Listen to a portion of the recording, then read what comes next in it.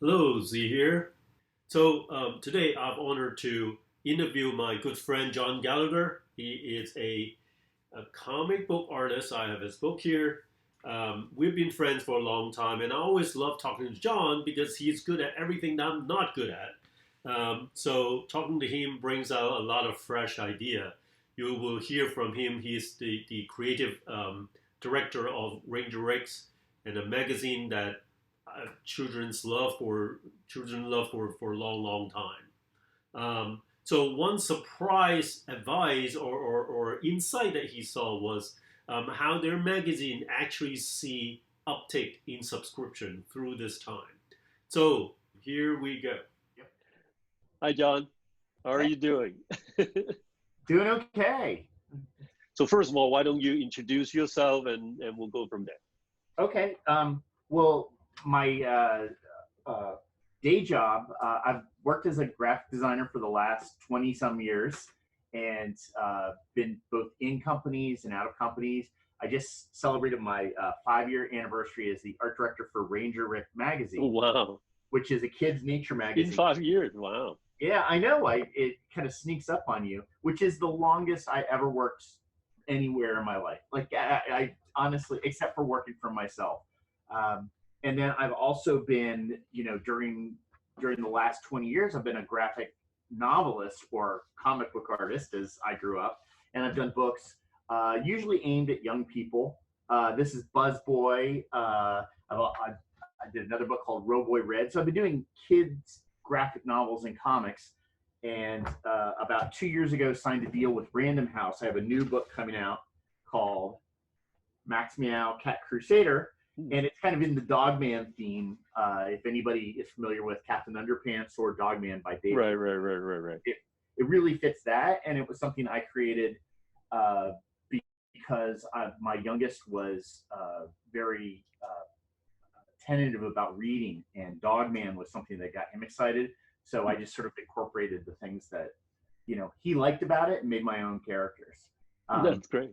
yeah, so I've always had kind of multiple jobs going on at once. So even while I've been art director for Ranger Rick, I would be working on my graphic novels at night or on the weekends, and so the pandemic has sort of changed things, and mostly for me, I saw it more as an opportunity.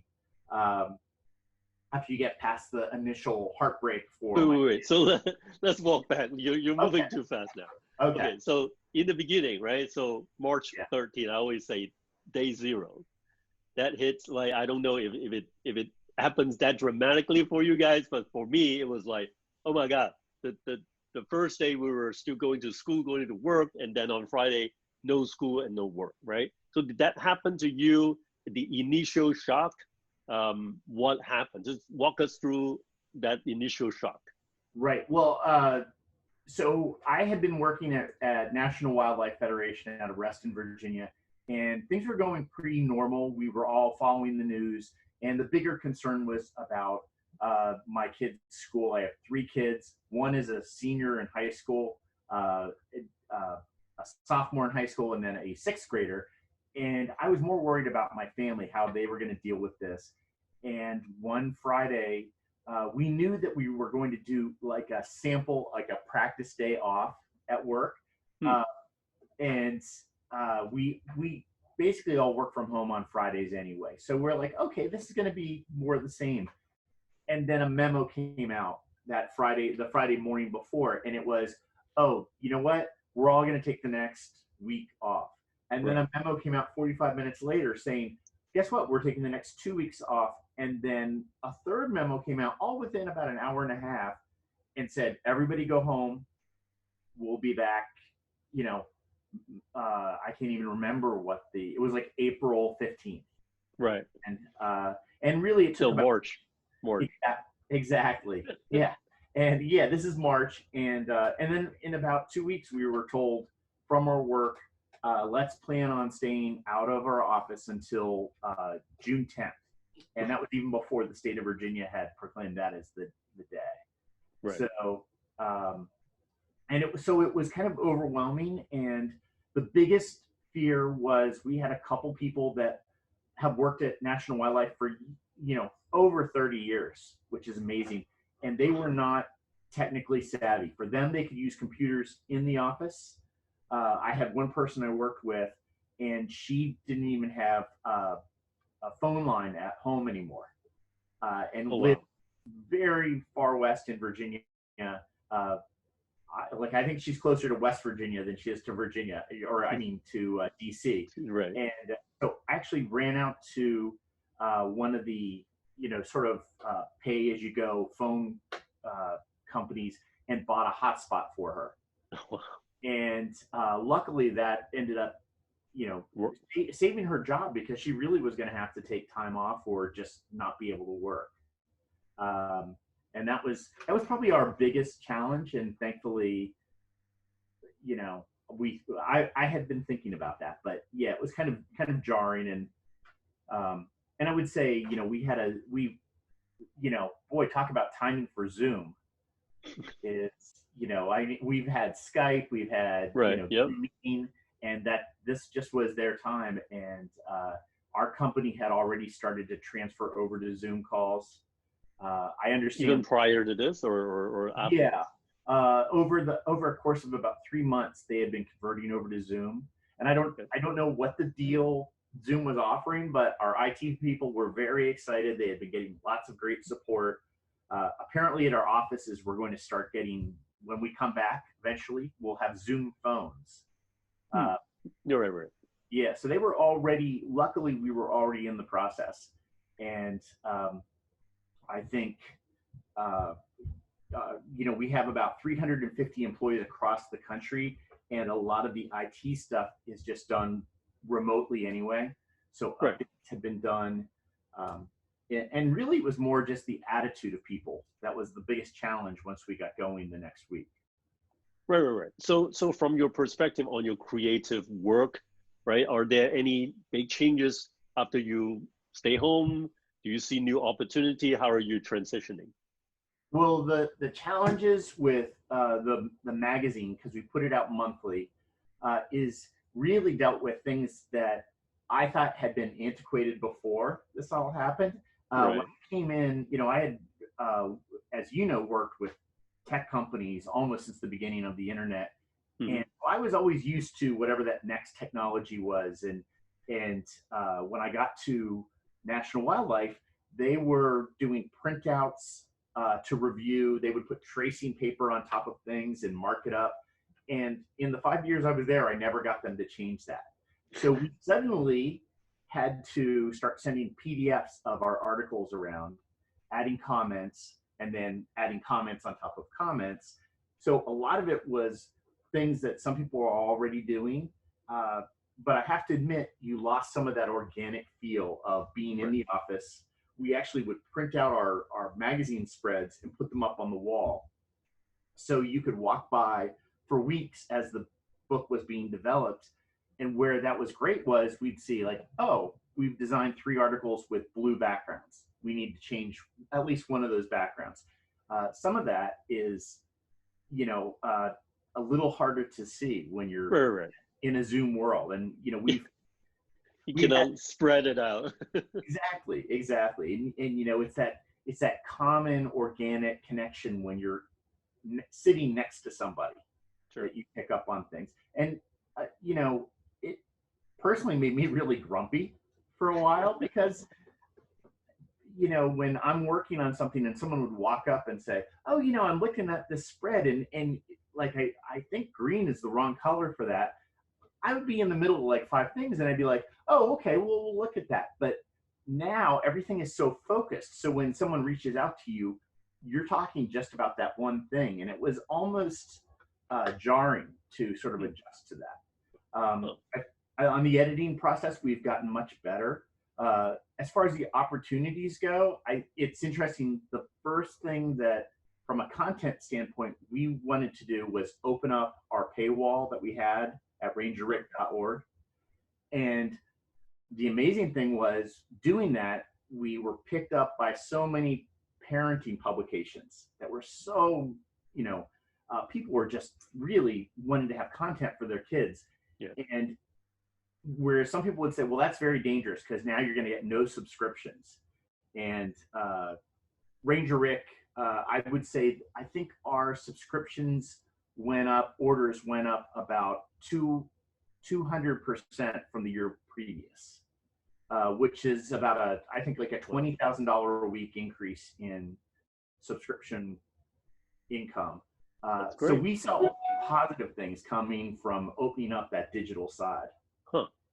So you well, just make sure I heard it correctly, right? So you remove the paywall, right? And the normal advice is don't do that because no, if it's free, why would people pay for it? But what you Right. guys saw is actually the opposite. You remove the paywall, and then people subscribe to the paper format. Is that true? Exactly. And part of it was the paywall was very new. A lot of us at Ranger Rick, we were not necessarily supportive of a paywall because we felt that's what led to a lot of subscriptions. A lot of kids will go there if they're doing a report on a zebra, they'll search zebra and then they find an article. And this was making it a little more difficult. But some of this was goodwill, and some of it was people realized that having things, a printed edition of something, was really exciting for young people. I mean, Right. people forget. As a kid, I loved getting a letter in the mail, you Exactly. No, I still love it. know, or a magazine, or people still get that feel when Amazon shows up and drops a box at Right. the door. There's a little bit of that excitement. So we started to get a lot, and I understand in the book publishing industry, book sales did not go down. They've dipped now somewhat, but different books are starting to be sold, like books on math activities and science activities, and so we sort of saw a bump up, maybe because we were already retro and ready for that sort of thing. That's great. So I saw you doing Facebook Live, teaching kids on making comics. Is there any change on that front, or you're already doing that? You seem to be so forward thinking already. Well, that was something I've always wanted to do, and I've gone and spoken to schools and libraries for years and talked to kids. I've taught summer camps, like week-long camps on creating comics, because comics were how I learned how to read, and they were very comforting to me as a kid. And so, just taking advantage of that, just that 2 hours, I don't have a commute, Right. driving to and from work. It has opened up my schedule, and part of it was keeping my son busy, who loves to do film editing, and Uh, the other part was my initial idea was, oh, let's do nature drawings with Ranger Rick. And when you're dealing with a corporate structure, even a nonprofit, the wheels turn slowly, and I hadn't heard anything. We're just going to start doing that soon, but I decided to do it with my comics, and it started with, I'm going to draw MaxMeow because the Max book is coming out in October, and I'm not sure if there's going to be a tour. I'm not sure where we fall with right. Mark. So That's this true. started to become that connection, and I'm not a big name like some authors, so this became a really great way to get kids and adults to know who I was. Facebook there's a lot of gatekeepers. There's librarians, teachers, and parents, and those are the people that I have to reach first. Right. So that's really taken off and really had a great response. That's great. That's great. Keep doing that. I love seeing you there. Thank you. So, okay, so finally, for people who listen to this who may feel like, oh my God, I don't know how like you guys, right? So I always heard you guys can move online. I don't know what to do. What are kind of the general advice you will give to listeners in general? Uh, well, it's funny because a bunch of cartoonists that I know, they've all been joking like, I've been social distancing for 30 years, and they were already in that mindset. But there are a lot of it is the same things I tell people who become entrepreneurs, which is they're often like, okay, I don't have a webcam and I don't have this, and my response is usually, just do that thing, just do it. Meaning, if you want to if you want to write that book or that training manual, just start to do it, and you will start to figure out the ways to get around those problems. And, as I have friends out of New York City who they live in small apartments compared to what we live in Virginia, Right. That's they right. cost a lot more. And their biggest battle is finding that little cubby to work uninterrupted. And it's not easy because the coffee shops are not there. So there are, I've heard people who are setting up offices in closets, or they're finding the rooftop corner that they're working at. And a lot of it is, it's just as when computers showed up, a lot of people said, oh, designers will be out of job, or, computers will write books for people. And I've always been of the opinion that computers are just a fancy paintbrush. It's just another tool, just as this is another obstacle that we all have to work around. I think in some ways, the hard part is going to be getting people to come back to when it comes to, and hopefully, this will lead to shorter meetings, because I think that sometimes that's the killer of productivity and things like that. I don't know if I answered your question, but I guess part of it is, don't look at the reasons why you can't do something, but try to look for the reasons you can. Right. Exactly. That's perfect advice. Right. So where can folks find more about you? You can go to, actually, I'll try to, okay. Wait, may I share my screen? Sure. Yeah. I actually, now I've lost my screen altogether. I can't see you. I can't see. You can see me, but yeah, we see MaxMeow. Yeah. Okay. So, I see. I do see it now. So MaxMeow, this is the book that's coming out. It's coming out from Random House Graphic, which is a new graphic novel line. So if people go to maxmeow.com, they can see a free preview of MaxMeow.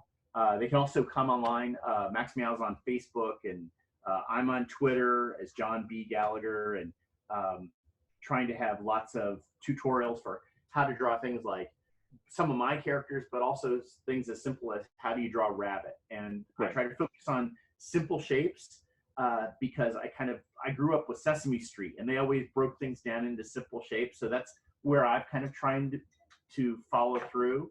Yeah, if you search for MaxMeow Cat Crusader or go to maxmeow.com, you can see what I'm up to. And then rangerrick.org is where we are sharing our nature, trying to get kids excited about wildlife to, help the world. Yep. So yeah, now I think this pandemic has a renewed interest in nature now. Like a lot of people walk much more than before, right? Yes. I know. I've seen people I never thought I would see walking out on the trail. So that's right. That's right. The environment is better. The air is cleaner. Much less traffic. So yeah, great for that. All right. So well, thanks a lot, John, for your time, and we'll keep in touch, definitely. Thanks a lot. Okay. That sounds great. Thanks a lot, Z.